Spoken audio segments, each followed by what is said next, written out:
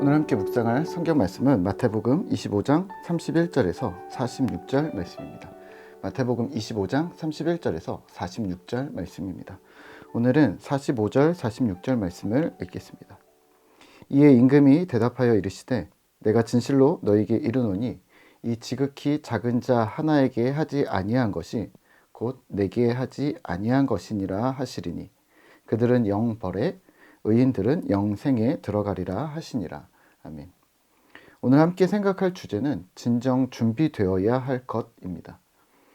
본문 마태복음 25장은 천국에 대해서 비유하시는데요. 특히 현재와 마지막 때까지의 연장선 안에서 이 말씀들을 전개하고 있습니다. 열처녀 비유, 달란트 비유, 또 오늘 양과 염소의 비유까지 이 세 가지의 비유에서 공통적으로 다루고 있는 것은 준비성입니다. 천국은 준비하고 기다리는 열처녀와 같고 또 달란트를 가지고 결산을 기다리고 준비하는 종과 같으며 또 양과 염소처럼 마지막 때에 평가받을 때 주께서 무엇을 보시는가를 통해 준비되어야 함을 이야기하고 있습니다. 31절입니다. 인자가 자기 영광으로 모든 천사와 함께 올 때에 자기 영광의 보좌에 앉으리니 모든 민족을 그 앞에 모으고 각각 구분하기를 목자가 양과 염소를 구분하는 것 같이 하여 양은 그 오른편에 염소는 왼편에 두리라. 아멘. 31절은 마지막 때 예수님의 재림 때의 심판의 장면으로 보입니다. 모든 민족이 주 앞에 나올 것이고 전 세계적인 심판이 있을 것이라고 합니다. 여기서 두 부류로 나눕니다. 복 받을 자들과 저주를 받을 자들입니다. 먼저는 오른편입니다. 34절입니다. 그때의 임금이 그 오른편에 있는 자들에게 이르시되 내 아버지께 복 받을 자들이여 나와 창세로부터 너희를 위하여 예비된 나라를 상속받으라. 아멘. 아버지께 복 받을 자들이여 너희는 예비된 나라를 상속받으라. 이들은 어떻게 이게 가능했을까요? 35절입니다. 예수께서 줄일 때 먹을 것을 주고 또 마시게 하였고 나그네셨을 때 영접하였고 36절에서는 헐벗었을 때에 입혔고 병들었을 때에 돌보았고 옥에 갇혔을 때에도 돌보았다고 합니다. 이들이 의아해하며 묻습니다. 37절입니다. 이에 의인들이 대답하여 이르되 주여 우리가 어느 때에 주께서 줄이신 것을 보고 음식을 대접하였으며 목마르신 것을 보고 마시게 하였나이까? 예수님이 대답하십니다. 내 형제 중에 지극히 작은 자에게 한 것이 곧 내게 한 것이니라. 41절에서는 왼편을 향해 반대로 말씀하십니다. 41절인데요. 또 왼편에 있는 자들에게 이르시되 저주를 받은 자들아 나를 떠나 마귀와 그 사자들을 위하여 예비된 영원한 불에 들어가라. 왜냐하면 이들은 주께서 줄일 때 먹거나 마시게 하지 않았고 나그네를 영접치 않았고 헐벗고 병들었을 때 옥에 갇혔을 때 돌보지 않았습니다. 이들은 항변합니다. 44절과 45절입니다. 그들도 대답하여 이르되 주여 우리가 어느 때 주께서 줄이신 것이나 목마르신 것이나 나그네 되신 것이나 헐벗으신 것이나 병드신 것이나 옥에 갇히신 것을 보고 공양하지 아니하더이까? 이에 임금이 대답하여 이르되 내가 진실로 너희에게 이르노니 이 지극히 작은 자 하나에게 하지 아니한 것이 곧 내게 하지 아니한 것이니라 하시니라. 주의하셔야 할 점은 이 본문을 묵상하면서 자칫 행위로 구원받는다고 생각하시면 안 됩니다.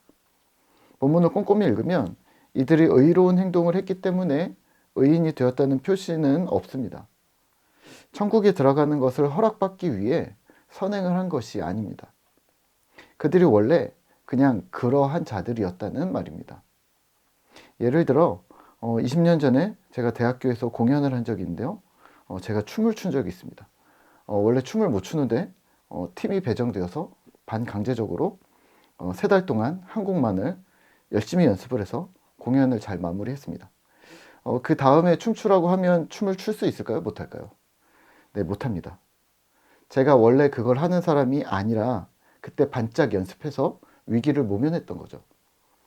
오늘 마태복음 25장의 양과 염소의 비유를 이렇게 하려고 하시면 안 됩니다. 천국에 들어갈 커트라인, 들어갈 수 있는 구성 조건, 요건이 무엇인가? 이렇게 이해를 하셨다면 정확히 틀리게 이해하셨습니다. 오늘 마태복음 25장 전체는 준비성을 말하고 있습니다. 열처녀처럼 기다리며 준비해야 한다는 말이고, 달란트 비유는 성실하게 이 땅을 현재 살며 마지막 때를 준비하라는 말이고, 또 오늘 양과 염소의 비유는 조건을 맞추기 위해서 선행을 하라는 말이 아니라 의롭다 함을 받은 자들이 선행을 한다는 것, 준비된 자가 되라는 말을 하고 있는 겁니다. 인간의 행위로는 바리새인의 의를 능가할 수 없다는 것이 마태복음의 전제입니다. 왜냐하면 유대인들에게 쓰여졌기 때문입니다. 하지만 바리새인의 의를 능가해야 천국에 들어가는데, 그건 바로 예수 그리스도의 십자가의 의 하나밖에 없다는 말을 하고 있는 겁니다. 그리고 그 의를 경험한 사람들은 행동으로 드러날 수밖에 없다는 말이죠. 낭중지추인 거죠. 그렇다면 정확히 전제하셔야 할 것은, 선행이 의로움을 만드는 것은 아니지만 의로운 자들은, 십자가의 의에 편승된 자들은 실제로 선을 행동한다는 것입니다. 열매로 그들을 알리라 는 말씀도 이에 속하고, 나더러 주여 주여 하는 자가 천국에 들어가는 것이 아니고 아버지의 뜻대로, 하나님 아버지의 뜻대로 행하는 자가 들어갈 것이라고 말씀하신 바와 일맥상통합니다. 그러면 오늘 우리는 무엇을 준비해야 할까요? 네, 그렇습니다. 신자가 되셔야 합니다. 신자가 된다는 말은 그렇게 간단하지 않습니다. 그냥 믿습니다, 입술로만 하면 된다고 생각하기 쉽습니다. 또는 교회에 등록하면 된다고 생각하기도 합니다. 또는 그냥 마음으로 믿으면 된다고도 생각합니다. 장로교 교리로는, 한국 교회의 어떤 성향으로는 맞는 말일 수 있지만요, 교리로는 맞는 말일 수도 있지만 하나님은 교리를 넘어 계시는 분입니다. 혹시 마지막 때에 너를 몰라 그랬는데, 하나님, 저는 장로교회에서만 배워서 이렇게 했습니다 라고 항변할 수 없다는 말입니다. 그래서 이랬다 저랬다 하는 우리는 마음을 가늠하느라 계속 에너지를 소모합니다. 사실 로마서의 입술의 고백은 로마 박해 하에서의 공개적인 고백이었습니다. 그러니까 처형장에서 마지막 단두대 앞에서 재판관이 이렇게 처형하는 사람이 마지막 너에게 기회를 주겠다, 예수를 배반하겠는가? 라고 물을 때, 여기서 믿음을 배반하지 않고 예수 그리스도는 하나님이십니다 라고 고백했던 그 고백, 그게 입술의 고백입니다. 목숨을 건 것이죠. 부탁드리기는 신자가 되셔야 합니다. 목숨을 건 신자가 되셔야 합니다. 하나님의 말씀을 이해하려고 목숨 걸고, 그 뜻에 동의하면서 성경의 원칙대로 살기로 결심하며 목숨 거는 그런 신앙인이 되셔야 합니다. 관념적이거나 추상적으로 달달 성경 문구를 외우는 것으로 그치지 마시고, 실제 오늘 하루 결심과 결단이 의를 행하고 그리스도의 손과 발이 되어서 살기로 결심하는 신자, 그렇게 하루하루를 살아가고, 그렇게 하루하루가 쌓여서 평생이 되고, 평생 그렇게 하나님 앞에서 일관되게 살아낸 그러한 신실한 신자가 되시기를 기도합니다.